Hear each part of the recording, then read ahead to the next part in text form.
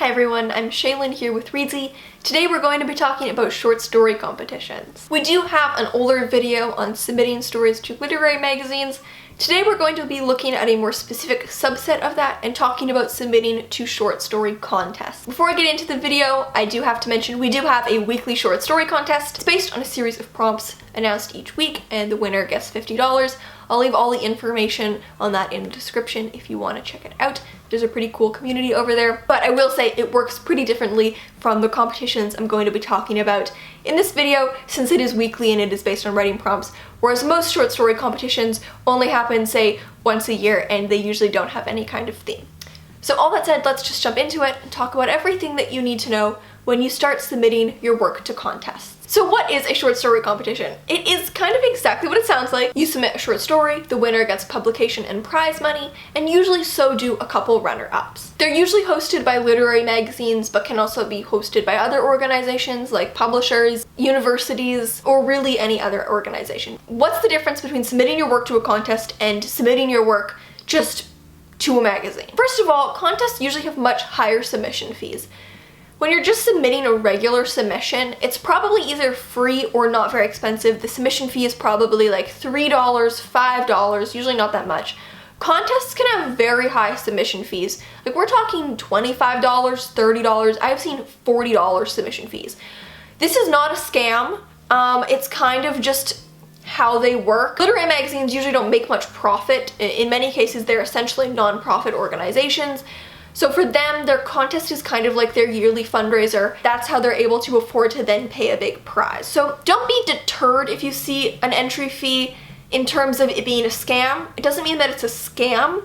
It is normal. That's how short story competitions work. But it may be a personal deterrent for you because maybe you don't want to spend $35 just to submit to a contest. It's actually common for a lot of contests to allow multiple entries. So if you submit to a contest and then you want to submit another story or another story, your additional submissions will be at a reduced price. You usually can't do that with regular submissions. You can usually only just submit the one story. They'll also have much more prize money. There are short story prizes where you can win thousands of dollars. You're probably not going to make thousands of dollars just by a regular publication. Usually for a regular publication, you'd either get maybe nothing, maybe a small honorarium, or you might be paid by page or by word count. Usually they're also judged by guest judges, so for regular submissions, they're curated by the editorial board of the magazine, whereas with a short story competition, they'll usually bring in a guest judge to be the judge for that contest for that specific year. I'll admit I have submitted to contests just because the guest judge was an author that I really liked, and I liked the idea that maybe an author that I really like is gonna read my work. They also might have different word count specifications. As always, whenever you're submitting to anything, you do want to check the guidelines, make sure that you're formatting it properly, and that you're within the word count. But for a lot of magazines, their contest word count is different from their regular submission. It might be longer or it might be much shorter. As well, they're usually announced differently.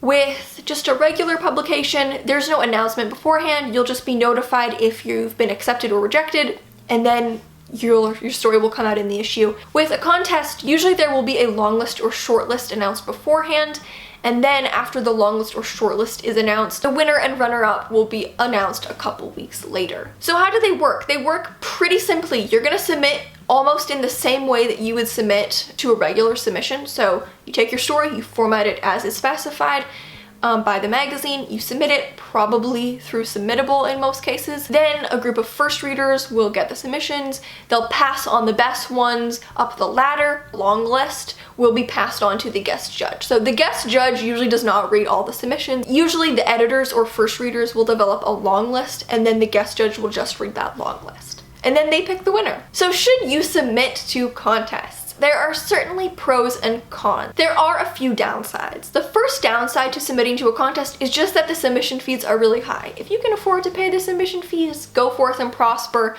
Personally, I don't want to be spending, $25 just to submit every time when in most cases I'm not gonna win. Another downside is that your chances of publication are probably lower just because there's such a narrow window. Probably from everyone who submits to the contest, only the winner, maybe the winner and the runner-up are going to be published. In a regular submission, there's a lot more leeway. They probably have a lot more spaces.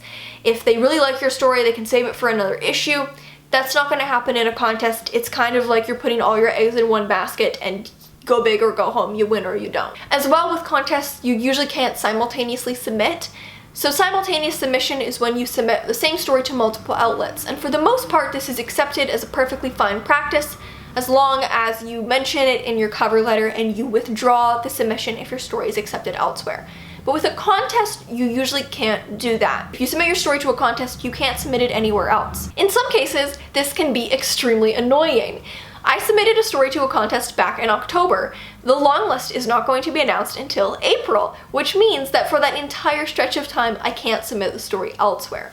So that story just got completely tied up with this contest, and I just had to accept that I won't be able to submit the story for many, many months because I wanted to submit it to this contest. So that can be a bit of a downside. If you have a bunch of stories you're submitting, then it might not be as much an issue. As a final downside, it can sometimes be harder to gauge if your work is going to be a good fit. Usually you'd be able to read past issues of the magazine and know what the editors are looking for based on what they've previously published. Because it's a guest judge, it might be harder to know what they're looking for unless you're very familiar with this judge and their work. However, I will say, as a bit of a flip side to one of my earlier points, and this is the tricky thing about magazines and contests, is that so much of it depends on variables that you'll just never know. You'll never know what's going on behind the scenes at the magazine, so you really have no idea what factors are in place influencing their decisions. I said earlier that your chances are probably lower because there aren't as many publication slots available. However, the flip side to this is that sometimes those high submission fees can actually be a large deterrent. If you see a contest deadline get extended, it probably means that not many people submitted to that contest, which is why they extended the deadline. And it's probably because people didn't want to pay the fee. Who wants to pay these huge submission fees, right?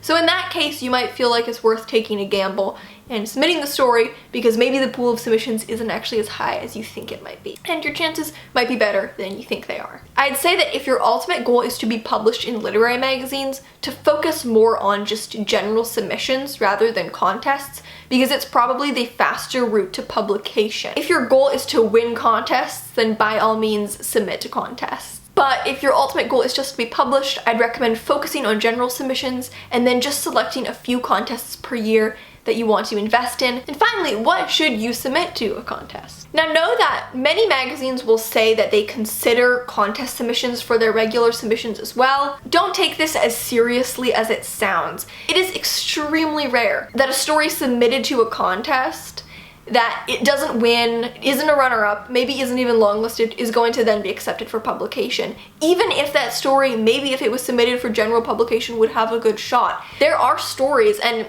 obviously this is up to the editor, I can't tell you how to gauge this really, but there are stories that would win a contest but would not be accepted for regular submission, and vice versa, would do great and be accepted in a regular submission but would not be longlisted for a contest. If you're submitting to a contest, you should really know, like, you're submitting to this contest and probably that's kind of your one shot. Know that contest winning stories are often bolder pieces. Not as a rule, but in general, stories that win contests are bolder, more experimental, maybe more subversive. They have something really unique and interesting about them.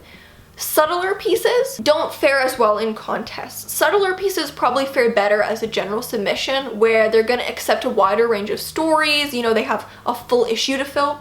In a contest, they're looking for that single winning story out of thousands of submissions.